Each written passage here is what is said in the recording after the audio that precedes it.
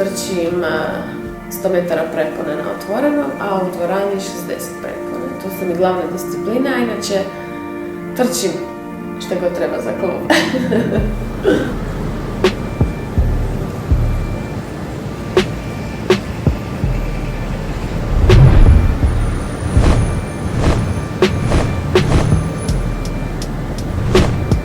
Pa u stvari je da, atletika je bila prva ljubav, zato što adrenalin, jednostavno taj feeling koji imam kad sam na stazi, kad se natječem, to je bilo to.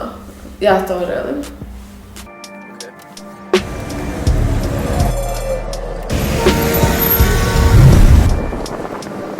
To čak i moji doma nekad znaju reći, toliko treniraš, mučiš se, trudiš se za ono svega 8 sekundi, odnosno vani 13 sekundi na 100 prepone, ali u stvari, ne znam, sad taj osjećaj kad ja dođem na stazu, pogotovo kad trčim za Hrvatsku, kad obučem hrvatski dres, kad znam da predstavljam svoju zemlju, to je to ono, sve se isplati.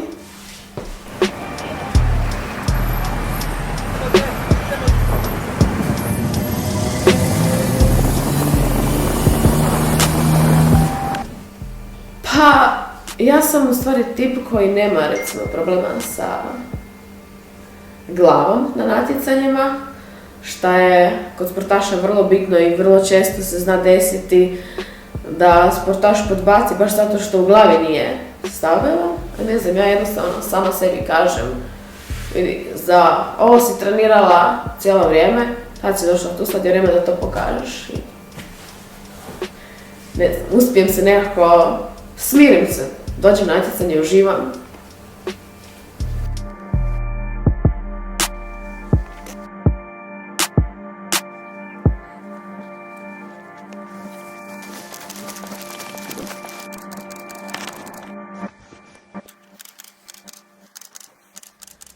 Pa netom prije trke, čak ono, i nema puno nekih misli u glavi, trudim se ostati smirena koliko je to god moguće, prazne glave, zato da mogu što bolje odreagirati na startu, jer u kratkoj disciplini je start presudan.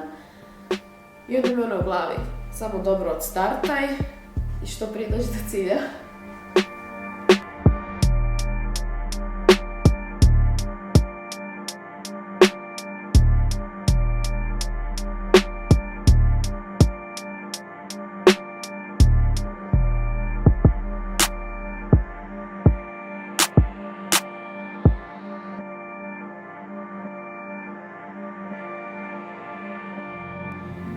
Znači, ono, nevjerojatan adrenalin, ali ono pozitivan, baš neki dobar osjećaj. Taman kad starter kaže na mjesta,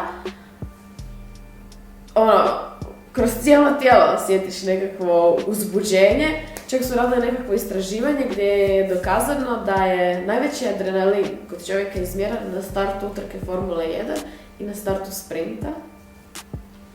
Tako da. Zanimljiva disciplina.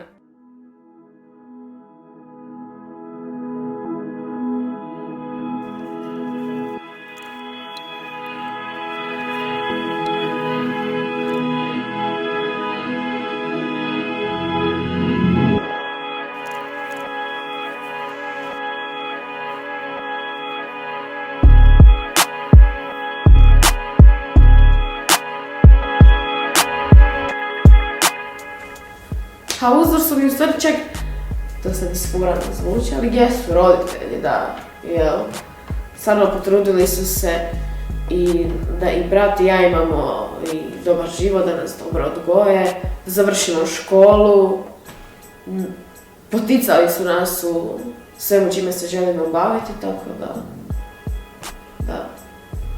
U svakom slučaju bi svakome preporučila da se bavi atletikom, pogotovo zato što je to sport gdje se prolazi sve, gdje se nauči motorika, koordinacija, trčanje je baza praktički svakog sporta.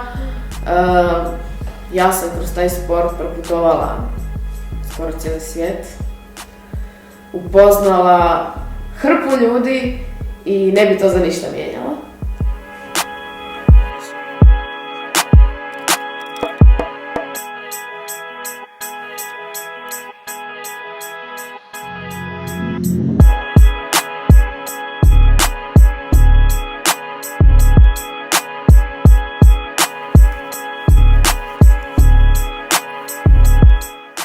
Najbolji savjet?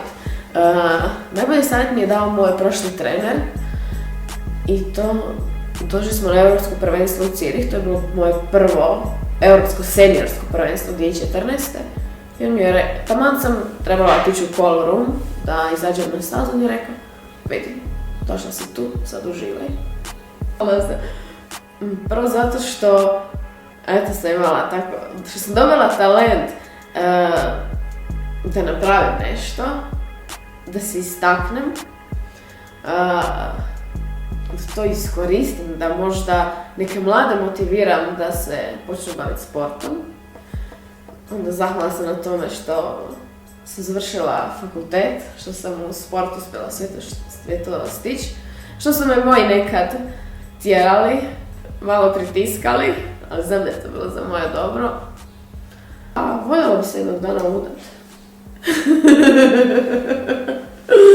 Nije nešto o čemu puno pričam i nisam možda neka romantična duša, ali da, voljela bi se jedan dan udati i imati nekoga s kim ću možda dijeliti sve u životu.